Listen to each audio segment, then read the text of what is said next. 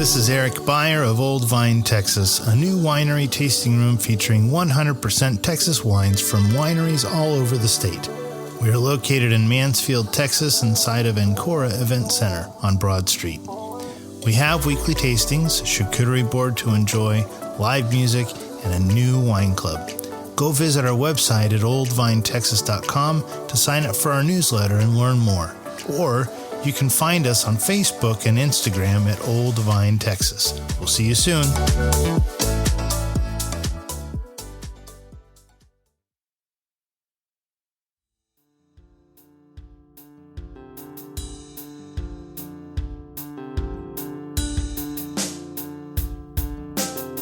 Welcome back, everybody, to We Know Texas Vino, and I am your host, Will, and today we have a very special guest. In fact, okay, granted, everybody on our show is a special guest, okay? But we do have a very special guest. This is Taryn Klump from Women for Wine Sense, and she's coming in to sit down today and just... We're going to take a different approach today. You know, usually we have winemakers or we have a winery owner in here, but we're going to take it a little bit different because Women for Wine Sense is actually a really great nonprofit organization. And so we're going to really get talking about that here in just a few moments. So welcome, Taryn, to the show. Thanks for having me. So it's really great. I know we sat and talked for just a little bit before getting on the show, and we're going to have a great time on the show. It's going to be fun. Yeah, it's going to be definitely fun. So, and if you, like I was telling you earlier about the Remy show, that if you came back here and listened to us what we're talking about, we were all over the place, you know. That's when the magic happens. So if you see a squirrel, don't chase the effort too far, okay? So real quick before we get into the meat and potatoes of the show, I just want to say you can find us out online at Facebook, a podcasting platform, on YouTube at We Know Texas Vino. And then, of course, outside of that, you can find us on our website at weknowtexasvino.wine. So before we get really into this, let's talk. Who is Taryn Klump? She's wild. No, I'm kidding. So I'm a Californian, unfortunately. I came out to Texas to get into the wine industry, okay. Which seems counterintuitive. I kind of was of the philosophy you had to have $1 million or a good friend to get into the Napa wine industry. So I actually came out here, went to college, ended up in a tasting room, and completely abandoned all other thoughts of any other career path. Became a sommelier, made some friends in the industry, kind of dug my feet into the Texas wine culture. So I am a Texas wine specialist. I'm a WSET certified somm. I'm a wine educator. That's kind of my passion, big wine nerd. And then I volunteer to bottle, to pick, just get my hands dirty whenever I can. Nice. So you're just an all-around Jill of all trades. In a sense, yeah. I really enjoy teaching people about flavor. So that's what I do at the college I teach at. I'm in their viticulture and enology department. And I love to see people get bit by the wine bug and kind of do what I did and start going down that rabbit hole, because it's never ending. You can never know enough. And just when you think you know it, it all changes. You get confident. You pass a somm exam and you're like, oh, I'm on this. And then someone humbles you and you're like, okay, I need to go study more. Yeah. You know, that chase is what drives me. I want to make a comment on somms. Okay. Yes. There was a guy online that I saw a video of, and they handed him a wine. He swirls it, smells it, tastes it, spits it out. And he says, yeah, this was like 1995 from Burgundy. And I'm like, how did you know that was from 1995? Well, there's master somms, and then there's a bunch of different levels of other sommeliers. I am not quite that good. I enjoy traveling, drinking, collecting. Okay. I'm a collecting person too. Yeah, for sure. Yeah. People come over to my house and their jaw drops, and I was like, you should see my friends. It just fascinates me that here seeing these somms. They will tell you what year that was done. They'll tell you what kind of oak it came out of. Heck, I mean, some of them I've actually heard that they will claim a wine from like 1960, and they weren't even born in 1960. So how the heck do you know that tastes 1960? Well, you can get a range down. I'm actually, so I'm going to brag real quick. Okay, I was at Heights Cellars in Napa, and the guy was trying to stump me, and he had poured me a 20-year-old vintage of something I had previously tasted on the menu. And he was like, so how old do you think that is? And I nailed it. I was like, I think it's 20 years old. I think it's this vineyard. And he was like, do you need a job or something? It was just really a fun, when you nail it, there's nothing like it. Oh, yeah. But I'm usually not that good. I'm giving you like a range. vintage to vintage is difficult. In Texas, it's a little different since I'm actually here. But I mean, the High Plains has such different climate and different weather patterns than the hill country that even that can get a little murky unless you're truly a viticulturalist out there living it. I mean, it's hard to keep track. Oh, yeah. And, one thing I have to say, and this is from my experience. Okay. So, if my experience is incorrect, please, by all means, correct me. But a lot of the ones that I've experienced from California is they break it down to the molecular level. And so if you get a 2015 cab and you get a 2021 cab, it's going to taste the same. And to me, in order to do that, you have to break it down to a molecular level. Yeah. And in Texas, we don't want to do that. We want you to take, I won't say all Texans, but for the most part, most Texans want you to taste the terroir. I think a lot of times when we're talking about the age of wine, like young wine all tastes similar, whether it's 19, 20, 21, unless one of those vintages is a standout vintage, they're all going to taste young. They're all going to be fruit forward, maybe astringent. Aged wine takes on those tertiary flavors. You'll taste that across the board. That's nailing the difference between new wine and older wine. Right. But like, I feel like I can still taste in Texas. I mean, 17 and 18 were great vintages. 18 is more ageable. 17 was tasty, but they're not aging as well. I feel like I can still pick those out, but I also live here. I'm in the middle of the wine culture. I'm tasting these all the time. Right. Part of it is training. Some of it's BS, but not, well, you heard it, folks. Here. What I mean by that is like, there's obviously some truth to it, but unless you're trained for that, like it doesn't matter what vintage it is for most people. Some of that is just showmanship between somms trying to, one up each other. Right. So that's fun. That's interesting. I like that. So your whole heard it first here. It's BS. Being a somm is real. Oh, I thought you said being a somm was BS. I was like, someone's going to get really mad at me for that. No, I'm just giving you a hard time. So you came to Texas and you decided to do this whole wine stuff. And so have you made your own wine yet? No. Are you going to?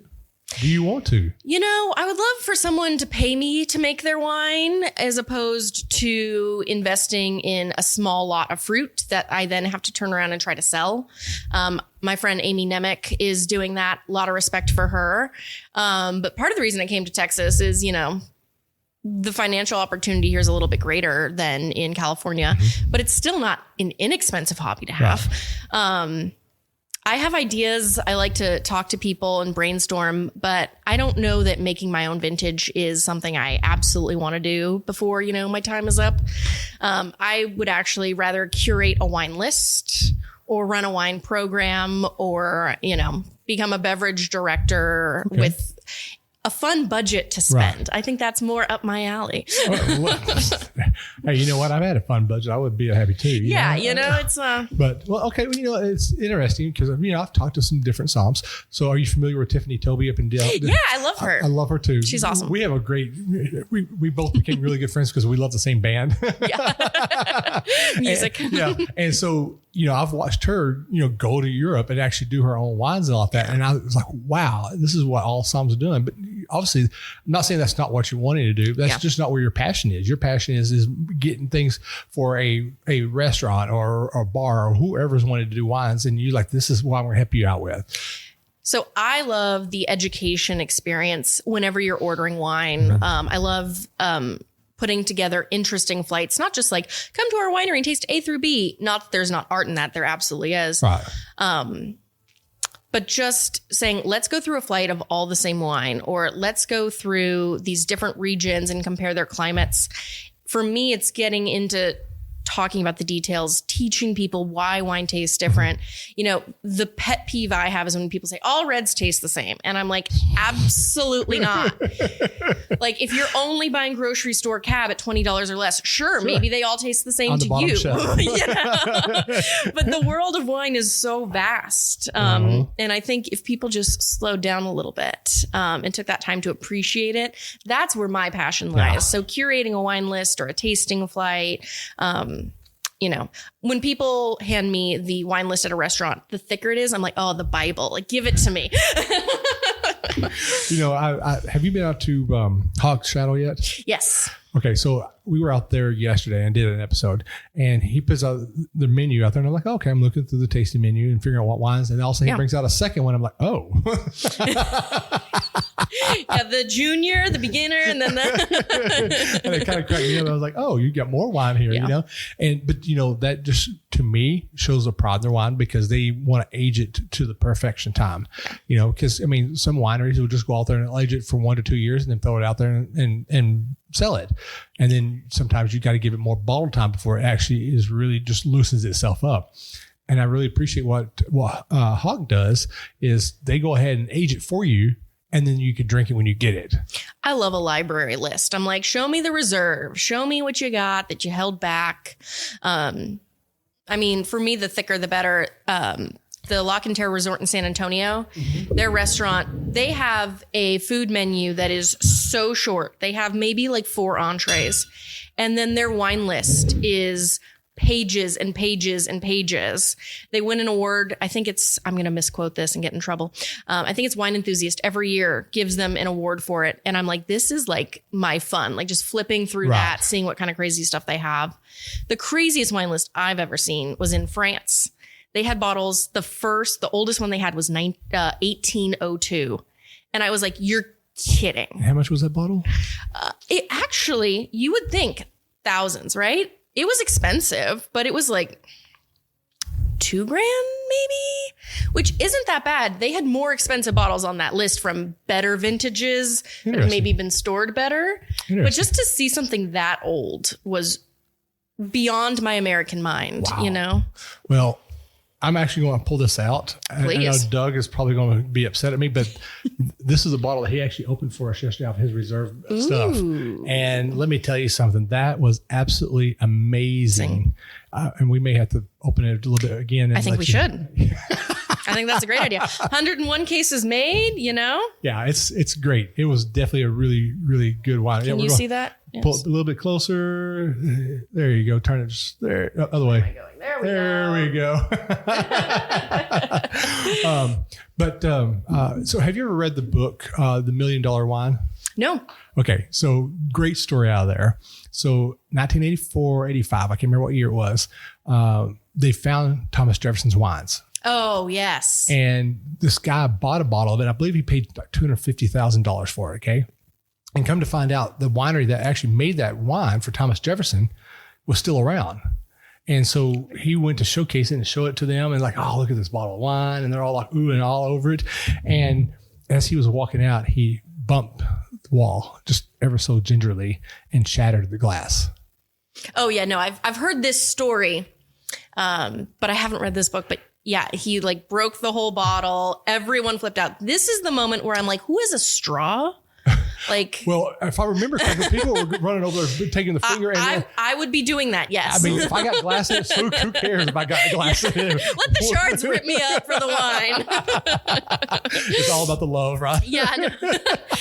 I'm a huge American history nerd, and the Revolution is my favorite part. So I would be totally like bawling my eyes out if that were me. So yeah, it's. I haven't finished the book because I do audiobooks, and the guy who was reading it was very Ben Stein. Yes. Yeah. And I got about halfway through and I was like, I can't do this anymore. Finish it. Yeah. Can't do it. That's fair. And if I read a book, I fall asleep during it. So I'll get maybe not even the first chapter, not even the first paragraph. I'm out. Yeah. If I'm bored in the first chapter, it's not happening. Yeah. Yeah. But it's good. It's a good book. The parts that I got through was really interesting. So, maybe I need to go back and revisit it again. Yeah. So re-listen. Check it out. That's the $1 Million Wine. Or is it $1 billion wine? Yeah, but I actually did the math on it. I think that bottle, if it was sold today, it would be like $2.5 million for that bottle. Insane. Doesn't even surprise me. I don't bat an eye at numbers anymore because I have stuff in my collection. I'm like, I know how much I paid for this. I would never sell it for that at this point in time. Like I'd be like, you just can't buy this from me. Right. It's invaluable to me, even if there's a monetary value that differs. Well, I mean, everybody has numbers. If somebody walks up to me and says, here, I'll give you $5 million for that bottle of wine. It's done. Yeah, maybe I say that and then someone actually offers me $1 million for it. And I'm like, okay, maybe. Okay, done deal. It's sold. And before I wanted to talk to you about your wine sense, we're going to we're going to have a whole we're going to talk about, and then we'll talk into that whole thing. So we actually talked about one of the things a while ago, and it was a fun little conversation. We're going to talk about it now. Okay. So OCDs. So you're a Psalm, and you're a WSET, and you're Texas certified, also Texas wine certified. Mm-hmm. So you go into a tasting room. What is your good OCD and bad OCD a tasting room tenant does? Good OCD is too much information. I'm like, tell me the bricks. Tell me about the lees stirring. Like, give me all the details, all the nerdy details you think people don't care about. I'm into that. My bad OCD, we were talking about this too. It's like if you leave water in the glass, but really, I think my problem isn't with tasting room associates. I tend to be pretty forgiving towards them. I get it. You get busy. You've got a million people. It happens. It's with drinkers when they want to put water in their glass, or they want to touch their glass, or they let food in their glass. Oh, the food. Okay, yeah. I mean, this is gross. If I get a fly in my glass, I'm just pulling that fly out and I'm going to keep drinking that glass. So maybe, that's another complaint of consumers, not of tasting room associates, but whatever. I'm like, alcohol kills germs. It's safe. It's fine. Yes. My husband always loves to joke. He's a production manager at a winery. He always likes to joke wine is 50% spiders.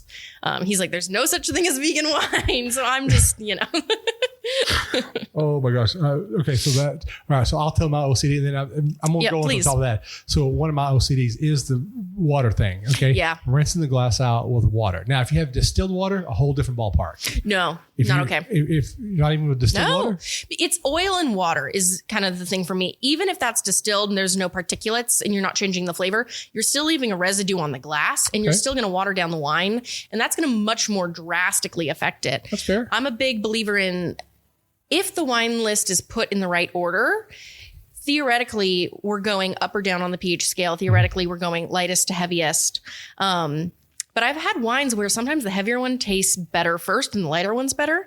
Hopefully someone is not just writing their list, but tasting through it to make sure.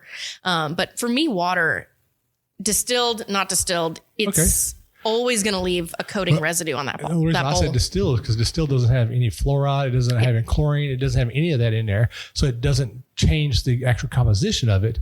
But I do see where you're talking about. It does leave a residue in the bowl. And I'm like, okay, now I got to change my whole process of thinking, Because winemakers fix wine with wine, right? So on a label, if it's, Cabernet, it could be 25% something else. You'll never know. That little tiny bit in your glass, I think, is going to be less harmful than just straight up water. Right. That being said, people add water to wine for acid additions, so maybe that's hypocritical of me. But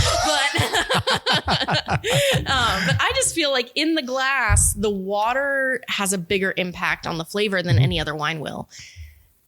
That being said, if you're going from like a really oaky white to like a completely stainless steel white, there's going to be a problem there. But that's when I just tap on a napkin, let the bowl drain, or I ask for a new glass, or I just suck it up. One of the two. Yeah. Okay. That's fair. It's me. Again, I'm always, not right. It's always learning something new, and that's what this whole thing's all about, is learning. And so many people just have their preferences, like you would say, just use distilled water or don't. For me, I'm like, just don't use anything. And I think both have valid reasons. Yeah. Okay. Hey, again, learning process. I love to learn, and you just taught me something new that I should have known, but I didn't think about it. Yeah. Does it make sense? Yeah. So, and then I guess I got two bad OCDs because, excuse me. And it's way we hold glasses. Yeah. So we're going, me and Taryn talked about this a little bit, and we both got on a high horse really fast over this. But a lot of people, when they hold their glasses, they hold it like this. Or what was the other one you showed me? So I can speak with authority on this. So as someone who's teaching wine etiquette, whiskey, nothing. What is this claw? And then if you're eating charcuterie, are you kidding? No. So this is perfectly acceptable. What I was mentioning is sometimes if you're at an event or a party for a few hours, you're carrying the weight here and it's easier to hold it like this with a finger. So let me show you this way. Between your thumb and your forefinger, you can still get your really practiced swirl that you definitely should have the same way that you would this way. But it sounds stupid, but after a few hours, you'll be weighed down if your glass is full. This kind of helps put the weight forward so you can balance it a little easier and you still aren't touching your bowl. So everything stays clean and pretty and not greasy. Oh my goodness. So it's always funny how we, we that are in the wine industry, how we always look and and we judge people, and that's just not in the taste room, but we look at them like, okay, if you knew about this, how would this change your wine perspective? You know, I go out with my sister-in-law who likes wine but doesn't know anything about it, and I'm like, okay, girl, take your hand, slide it down. I was like, you're warming up your red wine, you're making it taste more tannic, you're losing your chill on your white. And sometimes if a wine's too cold, it's acceptable to like hold it like this to warm it, but clean your hands first if you're eating with your hands. Like charcuterie, love it. It's always great, but it's such a freaking mess on the bowl, which is my pet peeve. Maybe that's my real OCD. Maybe that's my. Well, and we also talked about one other thing that's actually, and it's more of a courtesy or being polite, is where you drink it on your glass. Yeah. You know, it's go ahead. You tried to call me out for my little lipstick rim here. Well, I didn't call you out on it. Maybe a little bit. So as an OCD crazy person, what I do is I line up my, if there's a logo on the glass, or if there's, a lot of the time you'll get the maker of the crystal at the bottom. I'll line up and I will sip from the same spot. So I have one lipstick mark. I don't have it all around the glass. And then before I leave, I will, with my fingers or with a napkin, I will wash my own lipstick off. If you've ever worked in a tasting room, you know why. It's because that stuff does not come off. It is a total pain in the butt. And nothing is worse than when everything else is clean and then you take a clean polishing rag and you get lipstick on it and you have to go get a new rag, rewash it, do the whole thing again. What makes it really worse is the ones that were the really, really dark, heavy reds. And you go through the dishwasher and it almost kind of like stains the glass. And you sit and you scrub and you scrub and you scrub to the point where you're almost breaking the glass. So one of the tricks for that, this is a weird one, hand sanitizer. Okay. Like the hand sanitizer, something about that high level of alcohol in there. If you just rub that on there before you wash it or put it in the dishwasher, that actually really helps, especially the ones, you know, they make the lipstick now that's like the all day stains. Those ones are hard to get off because they don't scrub off very well, but hand sanitizer does the trick. Well, you do know hand sanitizer is the 13th step in the 12-step program. No, I did not. I luckily don't know anything about the 12-step program. I don't either. Oh my goodness. Well, I'll tell you what, let's go ahead and change a little gears here. Okay. Let's talk about Women for Wine Sense. Okay. Yes. Had a great little chat here. So let's just change the gears up a little bit. So explain what Women for Wine Sense is first. Sure. So we are a nonprofit organization. It started back in the 90s with a group of women in Napa. And there was kind of a neo-prohibitionist movement happening, which echoes so perfectly into modern day culture. And they started this group to really educate people on what wine is, how to properly enjoy it, and that you can enjoy wine within a healthy lifestyle. So that means, you know, not over consuming. Wine is not just a vehicle to getting drunk, and that there's actually something special about wine in particular over, you know, beer and other liqueurs or liquors that is good for you inherently. And so they started this organization. We have a couple different chapters all over the US. And Texas has a few chapters, actually. We have one in Dallas, one in Grapevine, and then one in here in the Hill Country. So you got one in Grapevine? Yep. Wow. Because I know there's the Grapevine. And Denton. I'm sorry. I almost forgot Denton. Oh, dang. So I know there's the Grapevine Wine Pour Society there. I didn't know there was a Women for Wine Sense there. Now that I'm thinking about it, I'm panicking and I'm like, am I confusing Denton and Grapevine? I might be. Well, I'm not from North Texas. Well, Denton is like Denton's 45 minutes north. It's kind of north of Fort Worth. Northwest of Fort Worth. And Grapevine is in between Fort Worth and Dallas. Yeah, we have at least 3, maybe 4 chapters in Texas, which is cool because most of Women for Wine Sense is on the coasts. We have a couple different chapters in New York. There's Syracuse and the Finger Lakes. And then we have one down in Florida. And then in California, we have Napa Sonoma. And then we have Washington. So we're kind of spread out. And there's a bunch of others. I'm not listing everyone we have. Right. But what's fun is we do these national events and then we have separate chapters, and not every single one is surrounded in a wine hub. Like the one in Florida, they might have some local fruit wineries, but it's not like here in the Hill Country. I mean, even the Dallas chapter, they go to restaurants and they have I mean, there's wineries up there too. I mean, the High Plains is right around the corner from them. Well, I mean, we have North Texas Wine Association. Exactly. So we've got tons of wineries up there. They have a ton of stuff, but they're not right in the middle of like a mega wine hub the way we are here on 290 with like almost every winery in the state having a tasting room. So it's a really cool organization. That was our original mission. It's morphed in the last few years. But the new research coming out about Gen Z drinking less and this new kind of get sober movement, it's like, we're not saying you have to drink alcohol. We're just saying it's not an unhealthy choice to drink wine, specifically wine over spirits and beer. Yeah. Not that there's anything wrong with that. I enjoy all of them personally. Same here. But that's kind of our mission is really wine education, and not just how to enjoy it properly, but just to appreciate it. That way, when you're drinking it with thought and purpose, not just for fun. Right. So what is your age group for the Wine Sense? Or Women for Wine Sense, sorry. So, we don't have I would say the majority of our members are 35 to 65. We obviously have a few that are older and we have a few obviously that are younger, if you couldn't tell. But we're pretty much open as long as you're 21 and up. Okay. We have a lot of leadership changes that are happening, particularly in our local chapter. We really want to get the young people in. As some of this Gen Z research is coming out, everyone's getting a little nervous. They're like, what's going to happen to wine if the bachelorette parties, as much as we all can gripe about them, if those stop, if people stop buying wine in the grocery store and they're only buying seltzers, like what does that look like for our industry? Well, I think like everything that goes on in our society, it's a trend. Yeah. And so as they always say, this too will pass. Yes. I mean, look in the 90s, we had Zima. And now look at it, Zima's back again. And I just saw a research the other day that said, actually, now that Gen Z is getting older and the majority of that generation is now 21, their drinking patterns are matching historical figures for other generations. Yeah. So part of it's also just playing catch up. We don't, we talk about the panic, but that doesn't mean it's always there. Right. But I mean, it's a valid thing. I mean, it's a valid concern. But every generation, you have a new type of fad that comes in. I mean, I'm going to be honest about this. I hate this whole Mike's hard lemonade, hard tea, stuff like that. You know what? If I wanted a hard lemonade, I'll pour some vodka in my lemonade. Yes. If I wanted some hard tea, I'll go put some scotch into my tea.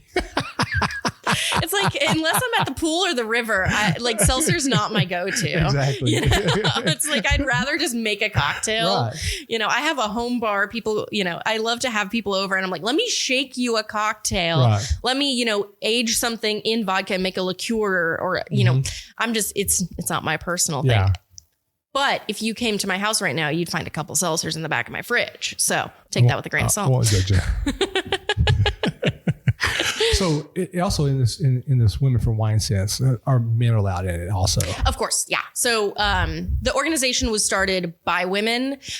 We obviously support women winemakers. Every spring we try to have an event featuring that. In the fall we do a food event. But the rest of the year we're free to play. But men are welcome, women are welcome. Children are the only ones not. Well, you need to be 21. Have to be 21. But 21.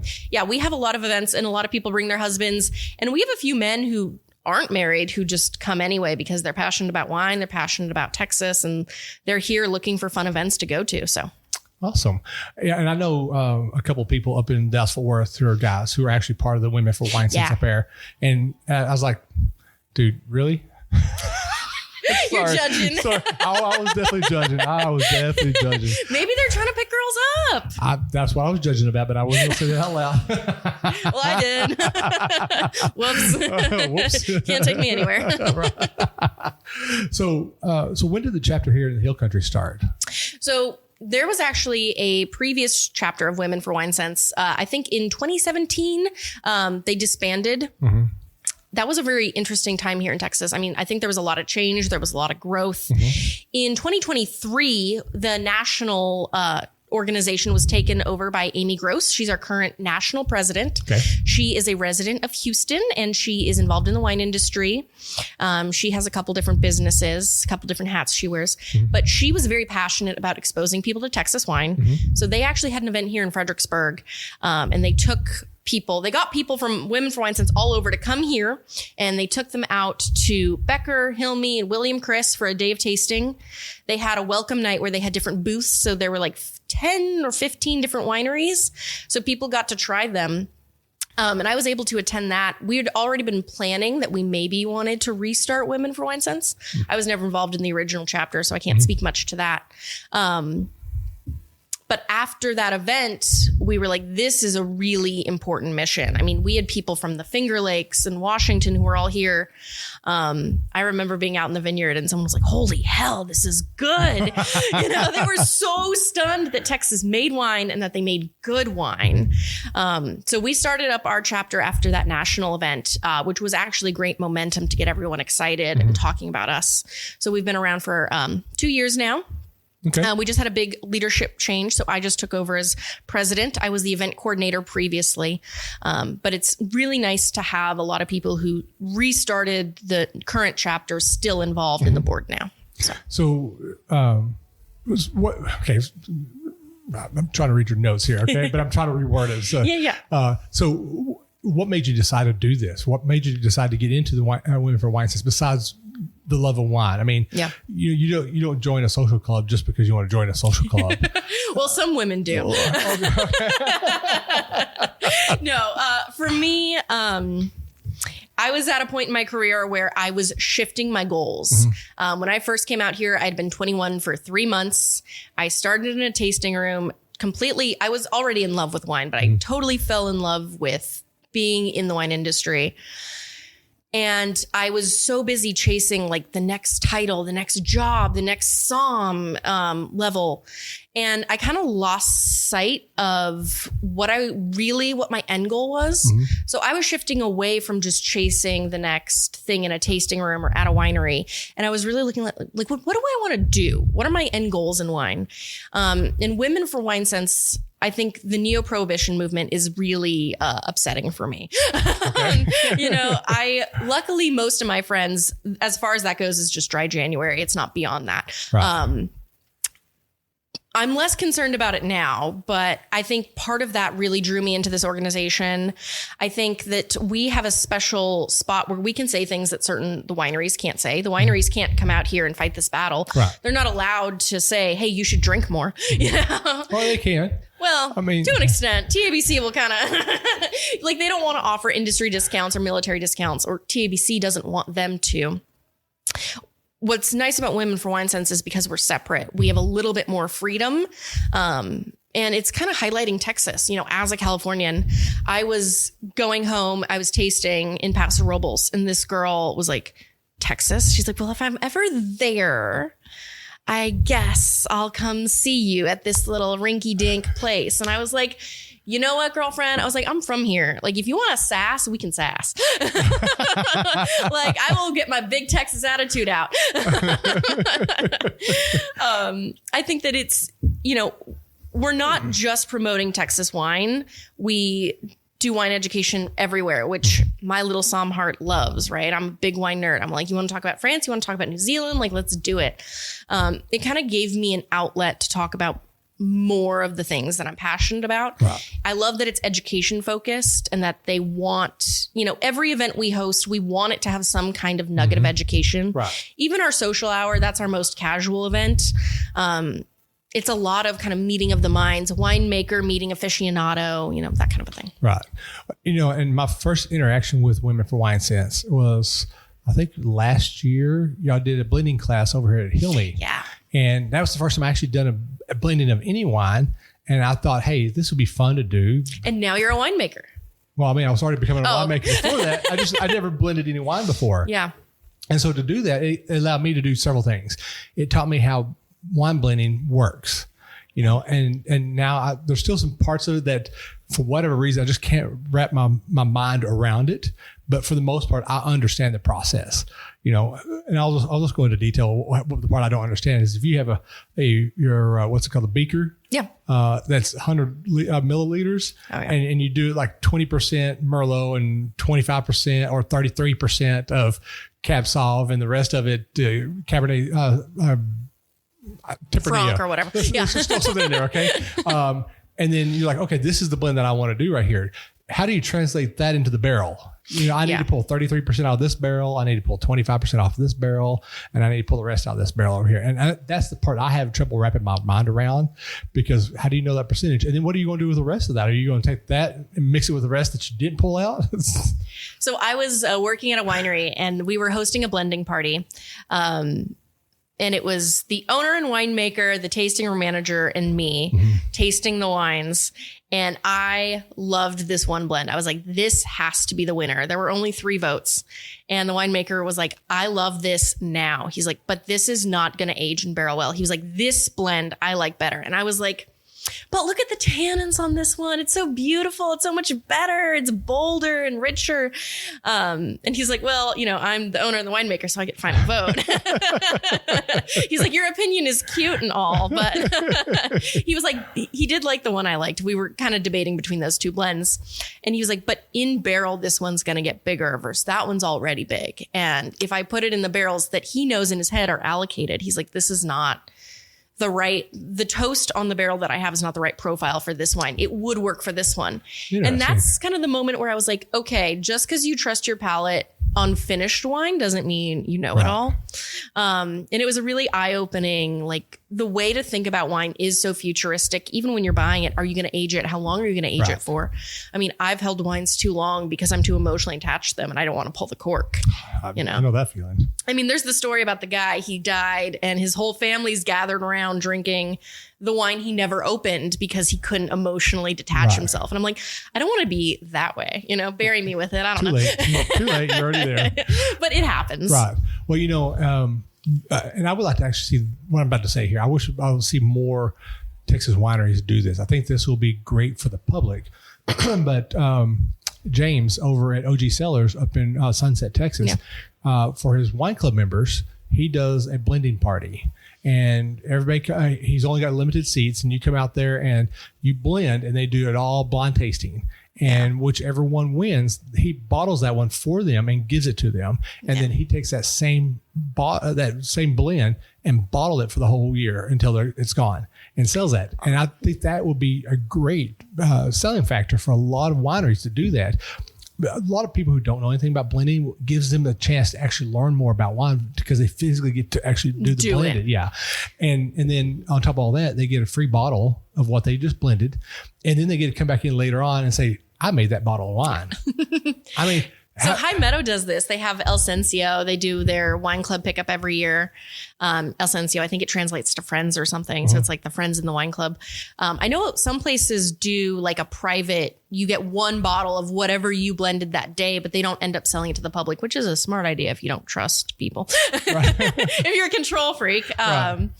But I do think that that's such an educational experience. And if you've never done one before, it's a really cool thing to seek out. I would love to see that become like a grape stomp type effect. Like grape stomps, everyone has them. They're pretty common, even though they're not everywhere. I would love to see more blending because I do think it also changes. If you're just a regular consumer, you're not a wine nerd. If you're just buying wine at like the grocery store or at Total Wine or wherever, it changes your perception when you flip that label over and you look at the blend and you're like, I wonder why they did this or what this is adding. It really, my whole thing is understanding the structure of wine. I think, tasting notes are important. Obviously, there is a difference between cherry and strawberry, but so much of wine is in the structure. And if you understand that, that's what the art of blending really is balancing out acid, tannin, sweetness, alcohol, I mean, that's kind of where I think the magic is made. Right. And it's so fascinating to do that. And like I said, I did it once and I was like, this is fun. Yeah. This is really fun. And I diverse, sorry. No, I know. I was like, I think we're chasing that squirrel. I was like, how did I get on my soapbox about blending wine? So I know y'all do a lot of events here. Yes. And I see a lot of them get posted online. So for our listeners out there, what kind of events do y'all put on? Yeah. So we have a regular social hour, which we host downtown in Fredericksburg at Serrano Wine. Sarah, the owner of that, was actually on our original board as our treasurer. She got busy running her own business. So now she just hosts us, which is great. And that's where we raise money for our scholarship. We have a book club every month here at Burrell in this room, actually. This education room. This education room. Long table, lots of seats. Come join. You know this used to be a schoolhouse, right? Yes. And I found that very fascinating. What better place to learn about wine is in an old schoolhouse? I never put those two together, but that makes so much sense. Yeah. I love that. Actually. You're welcome. I'm like, that's a new social media post already going in my brain. So we do a book club. The book is always about wine. Sometimes it's a little bit sillier. It's more fiction. I think we just did like the Merlot Murders, which is like a mystery novel. And then sometimes we do some super nerdy stuff. Like we've read a book on yeast, which fills my soul. And then, we have intermediate stuff, but we all read the book. Or if you're like me, you just show up and drink. And then the president of the club says she just doesn't read the book. I don't attend book club every month. So. The books are fun. I've read some of them, but I don't read them every month. I'm sorry, I don't. Real life gets in the way, but you can still join the conversation, which is fun too, if you know the topic. So you can also self-select the book, being like, this one's just a fun Merlot Murders. I'm not going to read that. Or you can be like, this book's a little too heavy for me. I'm just going to come drink the wine and listen to other people talk, which is kind of fun too. Because then you still kind of get the education without actually, doing the legwork. But we do that. And then we always have big events throughout the year. Those are less, they're not the same schedule. They change throughout the year, but we're doing a Wine 101. We have done the blending session. We did a tour at Michael Ross of their whole system. Have you interviewed with them yet? Yes. Yeah. And in fact, actually, I went and did a 30-barrel tasting with Tim. Tim's fun. And I was like halfway through that, and I got a phone call from Diamond Vineyards to come and do a tasting out there. So I left like at the end of that and went straight out there. So you were having a good day. Oh, I was having a great day. And then I drove home. PSA, don't do that. 4 hours later. No, but we've, they don't really do tours of their whole system. So we got to bring people kind of behind the scenes, show them the whole worm farm. I always love when they like pull them out. It's like, so you will hear, I don't want to. I know we're off topic. It's fine. No. So Lonesome Vine, by like 4th or 5th episode I recorded, they had just opened up within a couple of weeks of me starting my podcast. And we get out there, and Andrew was talking about that they use regenerative farming and using worms. And he goes, yeah, we use a lot of worm poo.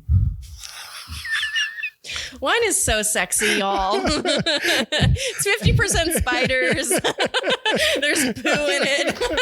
And it was kind of funny because my co-host at that time, he literally just stopped and didn't say anything else. He goes, really? Worm poo? Yeah. Okay. Back to your events. Yeah, right. So the events. But we always, in the spring, we've done a lot of panel discussions. That's one where we try to feature women winemakers, which is easier for us out here because there's a million wineries and a million talented female winemakers. In the fall, we do a food event. So this year, we're very excited about it. Tessa Butterfield is actually part of our national board, and she is the rep for Argentinian wines. Oh. And they're not widely distributed. So these are not like the ones that you find at the grocery store. Right. And she's coming out here, and she's doing a paired bite dinner at El Quincho, which is one of the catering companies. They have a little actual dining space that they do private parties at. And so we're going to have her come and pour some of her fabulous wines, and people can buy them at probably a special rate. Wow.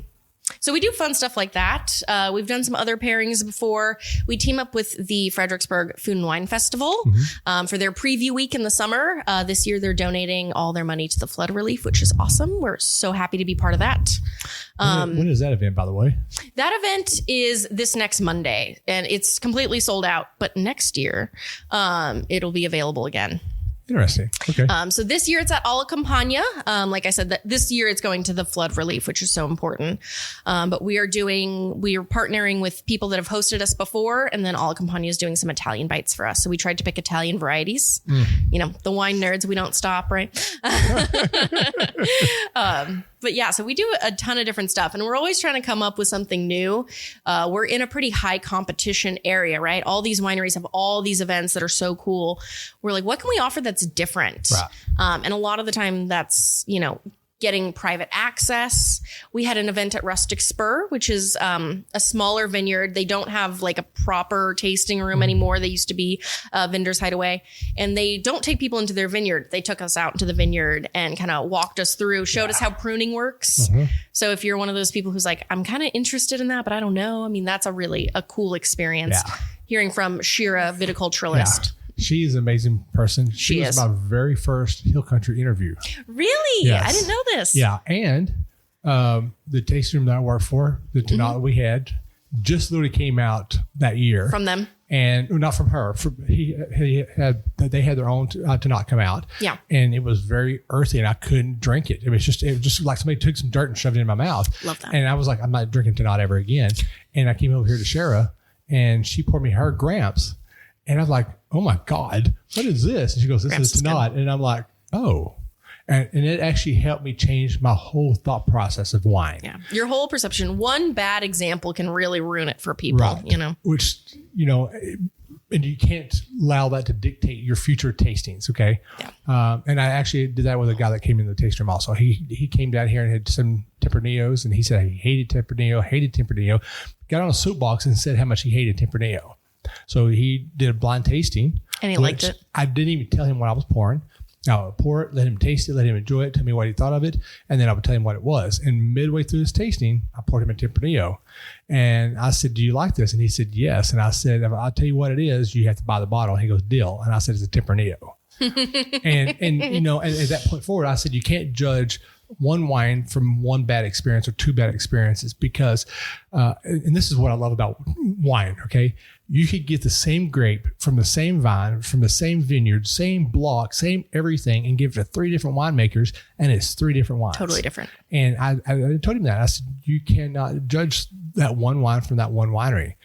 Yeah, and even if it's, you fell in love with this one vineyard, this one winemaker, their style, the weather could change it the next year. I mean, there's so many things that make wine different, that make it beautiful. It's like, just because you didn't like the first Viognier you tried doesn't mean there's not a Viognier out there for you. You just have to keep trying, keep drinking, as I like to say, until you find it. And you become a snob then at that point. For sure. Because you're like, okay, I like my Viognier, my Tempranillo, my XYZ this way, this style, this tannic, non-tannic, fruit forward. I mean, the list goes on and on and on. And this is totally a pitfall that even I, a professional, fall into, where I'm like, I know what I like. I know what I'm looking for as a buyer, as a collector. This is what I want. I always go into a tasting completely open-minded, but I'll be like, wow, I picked out in my head, this one is going to be the best because the blend looks like something that's up my alley. Right. But it didn't hit. It wasn't exactly what I wanted. This other wine that I thought would be good was actually better. You've got to kind of unleash your expectations. Well, and let's take it a little step further. Also, what you ate before you went into that tasting will dictate that. Because I've seen people come in and they're like, oh, I used to love drinking this Tempranillo or Cab Franc, whatever. And they've come in after eating maybe a heavy, spicy food or something that is greasy, and they'll come in and drink it like, this is not what I remembered. This will fascinate you if you don't already know about it. Have you heard about the music study? I have just recently. Yeah. So they played different kinds of music. It was like rock and jazz, like completely different beats. You tried the same wines and you rated 1, 2, 3 your favorites. They mixed up the orders, but they were totally blind each time. And when the music changed, people reacted differently to it. And I'm like, it's so like, especially if, and this is why I always say you got to slow down and analyze your wine before you just start drinking. Right. If you're just going, oh, that's good, or oh, that's not good, you're going to miss out on something if you're not paying attention to it. Yeah. And anything will change it. Like your mood, what you ate before, the temperature it served at, the glass it served in, the size of the bowl. I mean, it's endless. Go one step further on that. Even your elevation. Yeah. I mean, because when you go in higher elevations, you kind of swell up just a little bit more and your taste buds swell up. And when you come back down, let's say you get a bottle of your favorite cab from let's say Colorado, okay? Sure. It's the highest elevation. Let's say Colorado, okay? And you drink it up there and you're like, oh my God, this is the best thing in the world. And you buy 2 bottles and you come back to Texas and you drink and you're like, what the heck was I thinking about? What's going on? Yeah. But the elevation opens your taste buds a little bit. And I've been doing a little bit of reading about this, and to help close them back down to where where you typically are is put some ice on it. The other thing is thinking about how you're serving that. If you're in different elevations, or if you're like, let's say you bought a wine, you're going on a mountain trip with your friends, you can plan accordingly knowing that's going to happen. Right.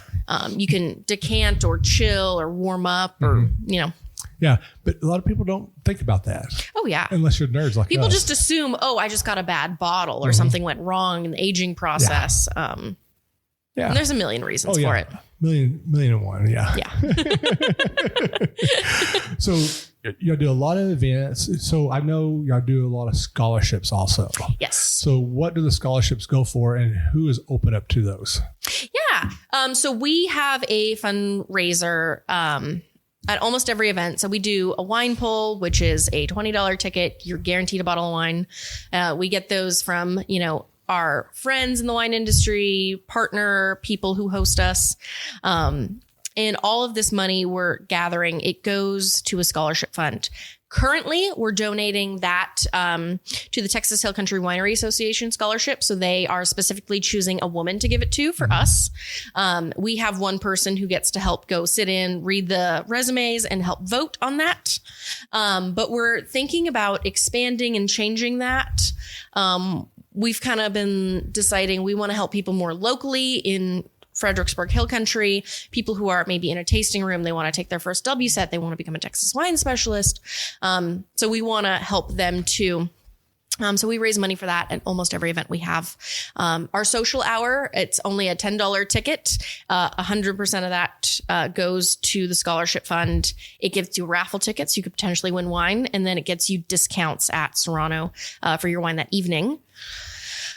Recently, we've actually kind of postponed all of that. I'm like trying to remember our scholarship. We've been saving everything that we're making this month is going to go to flood relief.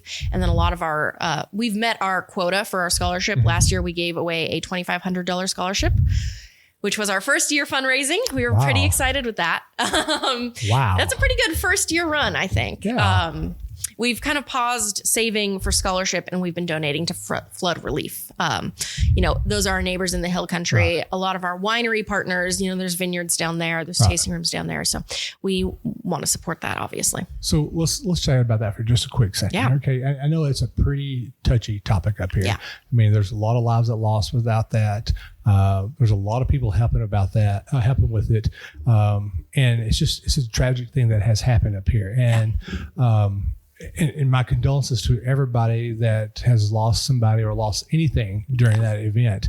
But how do you see that affecting the wine industry down here? And I'm not trying to switch focus on it, but because there's a lot of people's livelihood was also in the vineyard and in the wineries. And I know like John Rivenberg lost a vineyard. Yeah. Yeah. And I'll say when I saw that post, I sat there for just a moment in complete silence at my house. And I'm thinking to myself, he was getting ready to harvest that in a couple of weeks. And now he can't. So the thing about wine is there is such a special higher power about it because you're never in control. Mm-hmm. Even in the high plains, they will get, hailstorms. There's micro tornadoes. Adega Vino's been hit like 2 or 3 times by micro tornado bursts. No way. So they started, I don't want to tell their story for them. I think they planted in like 2017 and they've had to replant a couple different times. And they make excellent wine, but the weather has not been kind to them. So this is not something new in wine. If you're a smaller investor, this is always the risk you run with a vineyard. Right. Part of why I don't want to own a vineyard. Personally, I'm not that brave. What's been so nice in this flood relief is that everyone has just come together. It's very much Texans helping Texans. Right. It's whether you're in wine or not. A lot of the wineries have done auctions, have offered discounts, have done fundraisers, have donated profits and proceeds. And that's a really beautiful thing to see. Yeah. You asked, why did I want to get into Women for Wine Sense? It is one more touchstone to the community and to being in the heart. Right. There's a lot of people here with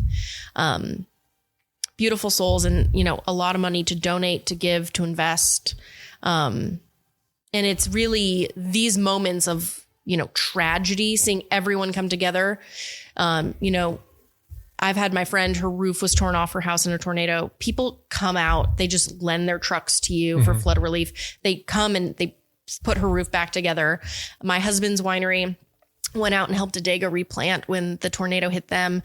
You know, we have such a neighborly relationship with each other, which I did not personally experience in California. Well, they were like, sucks for you. Well, that's kind of funny you actually bring that up.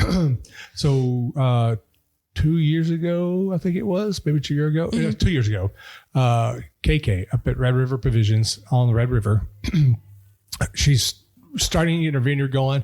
I think all her vines were like third and fourth leaf out there.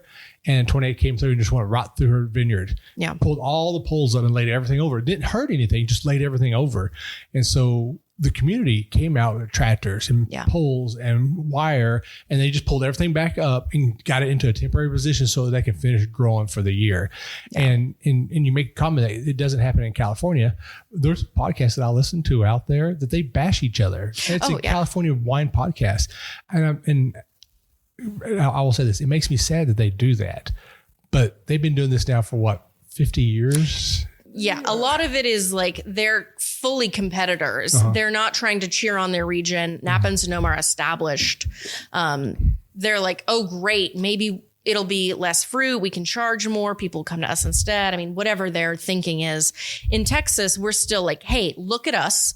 We're making good wine, and your neighbor is your reputation too. You know, if your neighbor's vineyard is falling apart, their wine is still your region that no one knows about yet. So if they're, I mean, it is for me really touching to see everyone come together. It's part of what I moved to Texas for and what I love about the wine industry, because the money doesn't matter to people. People are pouring out such generous donations just to help a friend. And that's just, you can't make that culture up if it's not already there, you know? Well, you know, and that brings up a really good, interesting topic that I find it very fascinating is California right now is pulling up vines because their market is so saturated. Now, this is where it blows my mind. Okay. And maybe you can help me figure out why it blows my mind.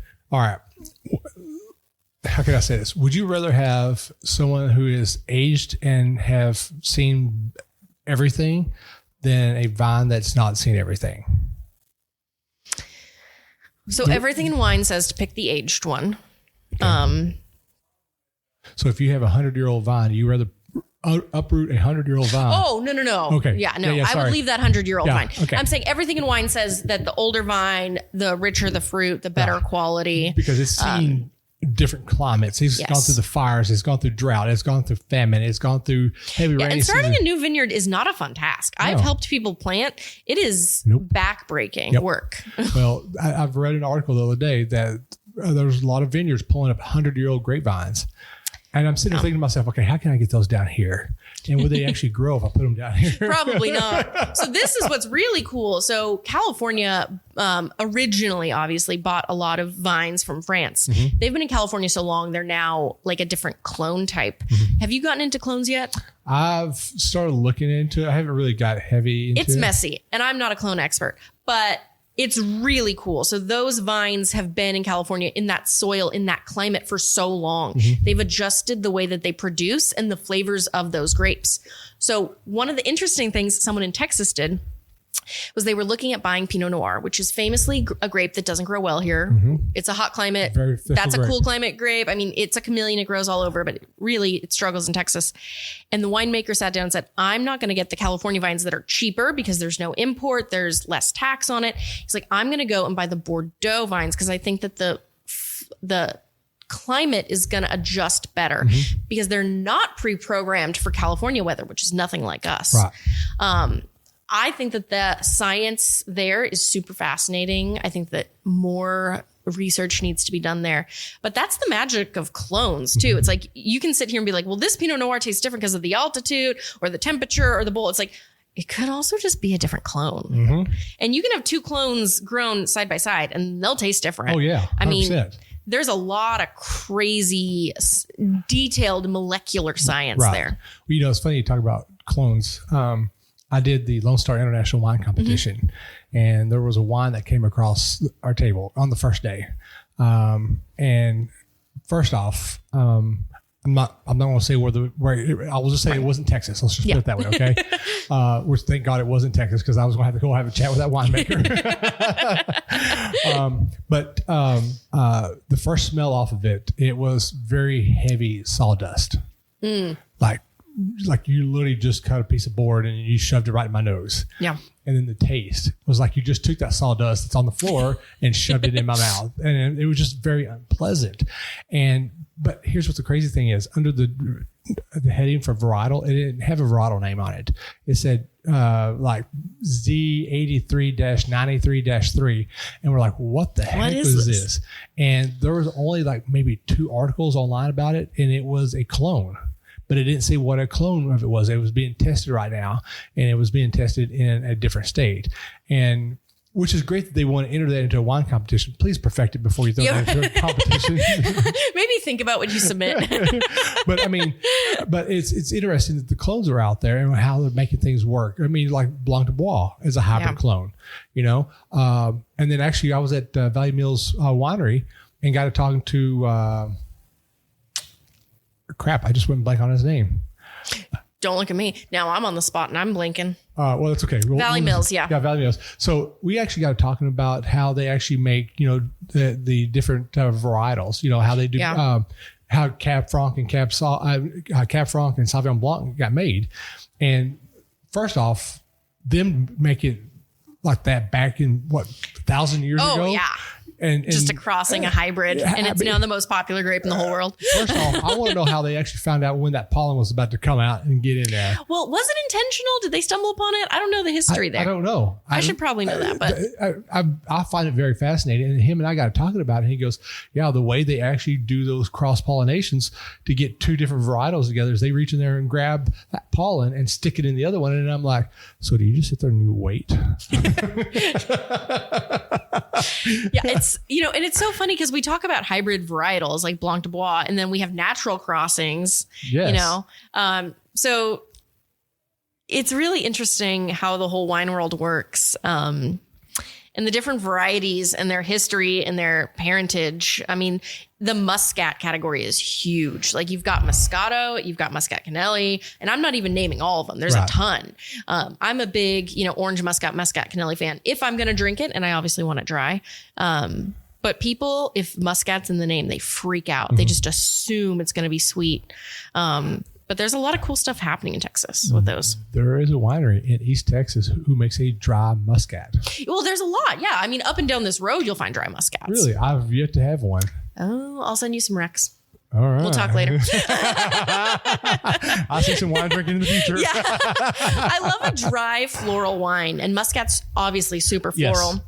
I don't really like Muscat, but I like its, you know, grapes. So Muscat Canelli is like a really pretty white flower. Orange Muscat, it's like orange peel and white flowers. And when you get those, they're pretty. Interesting.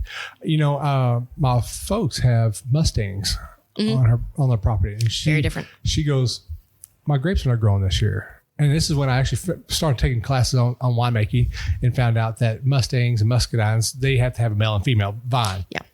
And I said, really? And she goes, yeah. I said, do you know how many plants you have there? She goes, I think we only have one. I was like, do you know if it's male or female? And she goes, I didn't go lift the tail up. Yeah. But, and a lot of people don't know that. Yeah. I mean, people still think if you say Riesling, they assume it's super sweet. Yeah. They're going like bottom of the grocery shelf store. Yeah. And I'm like, listen, let's talk about Germany real quick. Some of the best dry Riesling but the best Riesling in the world is dry Riesling from Germany. Mm-hmm. Like, let's talk about Mosel. Let's talk about Pfalz. Like, I'm like, have you heard of Sekt sparkling dry Riesling from Germany? Amazing. Interesting. Well, you know, I'm not a big Riesling fan. I don't like to drink a lot of sweet stuff. You haven't had good ones. They're not sweet. Well, you just did the thing. So, well, hold on. I'm going to defend myself on this whole thing. So I got a bottle from Australia, from a place called the Riesling Freak. Okay. And it's sweet. I have not opened it. The lady who brought it back, I told her, I said, so first off, I'm going to go a little bit diverse a little bit. So she was sending wine over to Australia from Texas, from Grapevine. Very and cool. I said, well, don't ship it. I have a suitcase here that you can literally throw them in there and just check it in. And it's a lot cheaper than trying to ship it. And you can get it there when you show up. And so I said, but I'll tell you what, I'm going to pay you rent. I'm going to charge you rent for this. I said, you need to bring me 2 bottles of wine back. I said, one, you need to bring me the best Shiraz, not from a grocery store, but actually from a winery, and then bring me something else back. And so she brings me back this bottle of Riesling from the Riesling Freak. And I'm like, seriously, Riesling. And supposedly she said that he's like the Baskin Robbins of Riesling. It's like 31 different flavors of Riesling. I mean, you know, but she said she really enjoyed it. So I've got this bottle of Riesling that I haven't even touched yet. I got a refrigerator because my wine refrigerator went out on me and I have to pay somebody to come fix that. But yeah, it's a that's different always story. a pain. But I mean, have you had dry Riesling before from Germany? I'm not from Germany. I've had some dry Riesling from different wineries. Okay, across the from state. other places. So I love me a good dry Riesling. And there's one, and I'm trying to think where it came from, but it was like taking a Granny Smith apple, putting it in the refrigerator, pulling it out after it's cold, and biting into it, and that quick little tart, it's so acidic. Yeah. And this is, you know, if I'm having spicy Thai food, if I'm having Asian food, and I'm like, oh, what kind of wine? Dry Riesling all day, every day. I'll tell you something you need to try. Okay. So if you ever get to North Texas, go to 555 Vineyards. Been there. Have you had their Viognier? Yeah. Their Viognier. I bought a bottle of it. Oh, you did? I did. Do you know that is my level 5 spicy chicken pad thai drink? Ooh, okay, yes. So Viognier is usually my Indian. I either do a Viognier or a Vouvray with Indian food. Okay. Yeah, that's spicy curries. Like, yeah. Yeah, I bought that bottle and I'm sitting there like, man, I want some chicken pad thai now, level 5 spicy. And so it was like, are you really want to die? And I was like, no, you don't understand. It will mix well. Yeah. People don't understand that. It's like that Viognier. It has a little bit of baking spice naturally. If it sees oak, it really picks it up. And that goes so well with that rich, nutty peanut flavor. Or like an Indian curry, if you have tikka masala, those are beautiful with Viognier. Oh, yes. Yeah, all day. Man. All day, every day.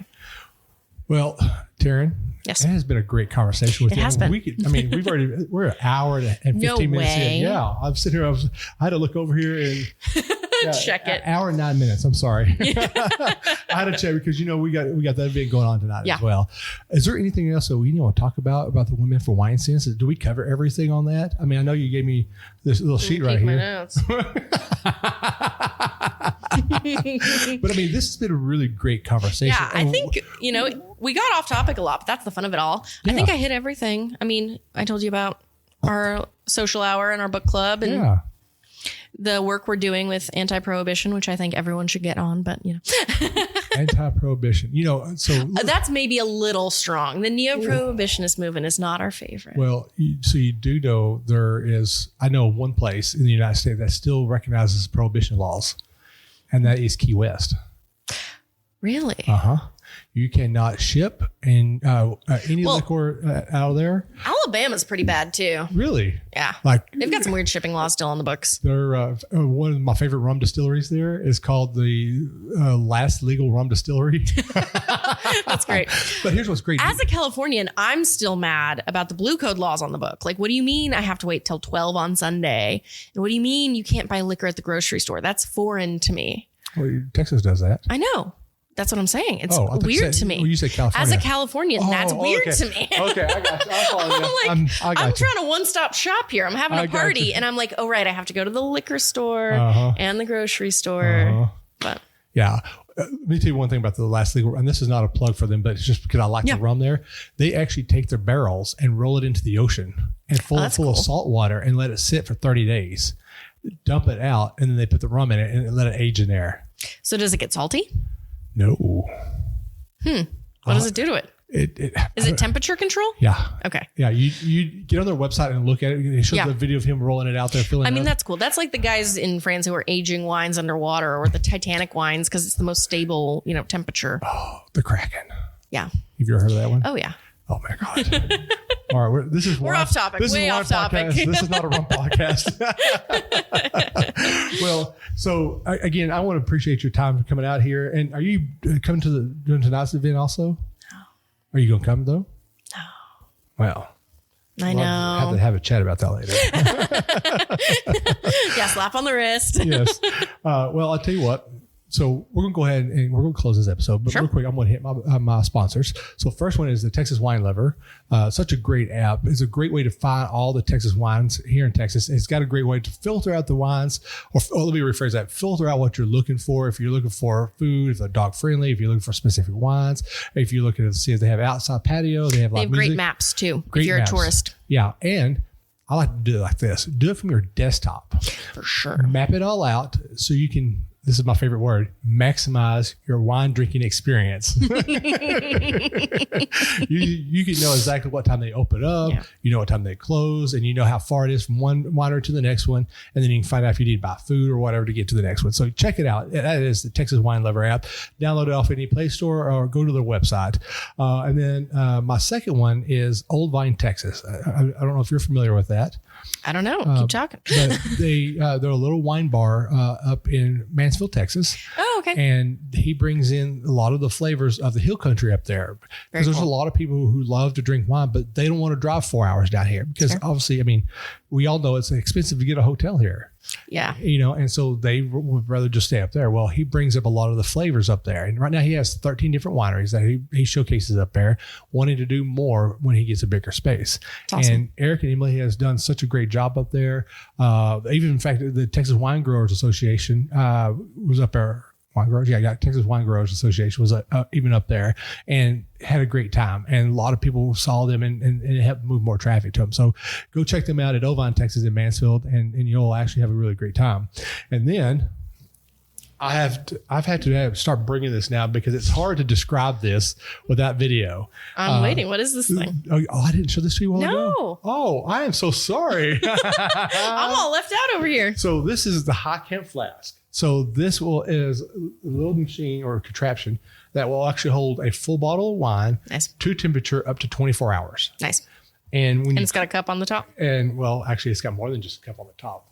You have a tumbler on the top and it's magnetic, and you have a tumbler at the bottom. Oh, fancy. So you can go on a date, a little picnic, whatever, and you have glasses and you don't have to worry about it. There you go. And it's electrostatic cured stainless steel. So it keeps having the micro particles in it. You know, how let's say, the stainless steel glasses, you put orange juice in it, it tastes metallic.